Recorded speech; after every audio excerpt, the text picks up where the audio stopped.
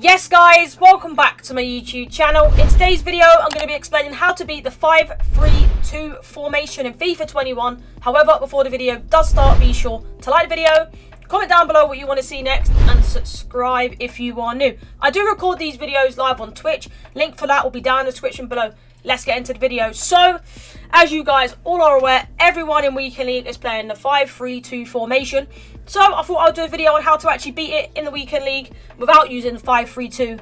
Because personally, I don't like the formation because it's too deep and I like to attack. So, let's get into the video. Little disclaimer, my green screen isn't looking the greatest because I'm making the videos a lot earlier than what I normally do. It's currently 11:58 and obviously the light's out and... well, it's light out and obviously it's making the green screen not work. So, yeah. Into the video. So, formation, obviously, is going to be a 4-2-3-1 formation. I'm going to get into why I think this is the best formation now. So, just going to show you the custom tactics and talk about why I think, personally, this is the best one to do. There is a couple of formations to use to beat it. This is the first one, the 4-2-3-1. There'll probably be a video in the next couple of days after this video goes live on another formation you can use depending on what suits you best. I obviously do have a video out. Be a couple of days before this one, so I'll link that in the description of what my 5-3-2 custom tactics are. But let's get into today's one. As you see there, 4-2-3-1. So let me just get into the reasonings behind all this and sort of the custom tactics and obviously explain it while I go along. So, press after possession loss. I personally think this is one of the best things to do when someone is so deep, especially when they're playing 5-3-2, because... you know, with a 5-3-2, you have a lot of space. You know, your wingers, well, sorry, your left wing back, right wing back are so wide, so it gives you a lot of options. So as you can see on the little mini map on the right hand side, when you are press after possession loss, as soon as they get the ball, as soon as you lose the ball, you're passing around. As soon as you lose the ball, your players just instantly, the three sort of closest players, instantly press. So it sort of puts the players, well, your opponent, on a lot of pressure as soon as they lose that ball. And obviously pressure on with anyone, even in real life, it gets to you, you lose the ball and then you sort of counter-attack and win the ball. So I think that's why being on this instead of balance is a lot better. Obviously, as you can read the description there, it says, after your team loses possession of the ball, your teammates will press the ball approximately 7 seconds. This will affect your player fatigue and your player could be out of position if you don't win it back during this time. However, but whenever I use this sort of like this defensive style, my players don't really lose sort of fatigue and fitness, so it's fine to do that.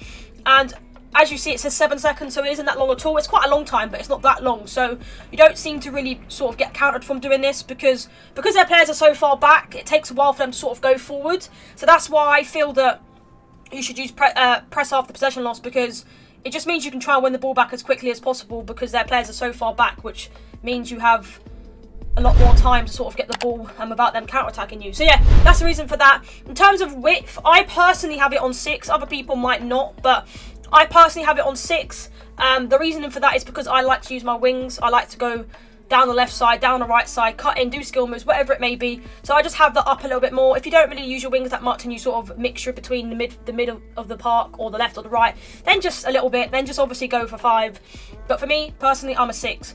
In terms of depth, you don't really need it to be like, you can have it on 5 if you want. I just normally have it on 4, so I'm not too far back and I'm not too far forward, just so I don't get counter-attacked. Obviously, if they're playing a 5-3-2, you're not really going to get counter-attacked unless you're really slow in terms of switching players and, you know, cutting the passing lanes down. But I go with 4 because in this formation, it's quite an attacking formation realistically if you're against a 5-3-2. So you don't want to be too far back, because especially when you're on press after possession loss, because it will take a little while for your players to get there, especially if you're like 1 depth or something. So 4 is fine. If you want to be a little bit more attacking, you could go 5, but personally I'm a 4. Balance is just normal, don't really see a point of having anything else on. Width 5, like I said, I like to have my players wide, just have it on an automatic 5. Players in the box 4. I mean, you could lower that or you could make it up a little bit. For me, personally, I have it on 4 because I don't want to get counter-attacked. Obviously, with a 5 at the back, it will take a little bit to do that. But as soon as they start getting their left wing backs and right wing backs up, you're kind of in trouble. So, for me, I have 4. I don't want to be too many players in the box. Don't want to get countered, like I said. Corners, 2 and 2. But the reason why I have 2 on a free kick is because whenever I have 1, I normally just shoot. So I don't really see the point of having it up on this where more players are in the box because, like I said, I don't really have players. I don't need players in there if I'm shooting. So I have it on 2. Corners. For corners, I have it on 2. I don't normally score from corners, so I don't really want too many players in the box, like I said, just in case I get counter-attacked. So that's the reasoning for that. In terms of instructions, this is my team. Obviously, Neymar, Cantona, Cam, Lewandowski, striker, João Felix on the right. In terms of Lewandowski, I got him in, get him behind. Don't have anything else on him, just get him behind. Left mid, or left cam as such, whatever you want to put him as, call it as. Come back on defence for Neymar.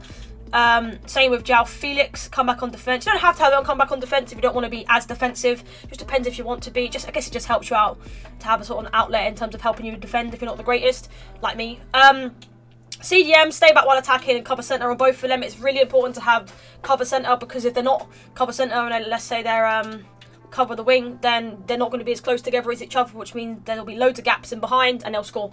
So just have it on cover centre, my personal opinion. Same with the left back and right back, stay back while attacking, because it's not like the 5-3-2 where you want them to overlap, so it really helps them to stay back while attacking for the extra options in defence. You don't want them to be well up the pitch, it means you're just going to concede all the time. So yeah, that is the custom tactics for the 4-2-3-1.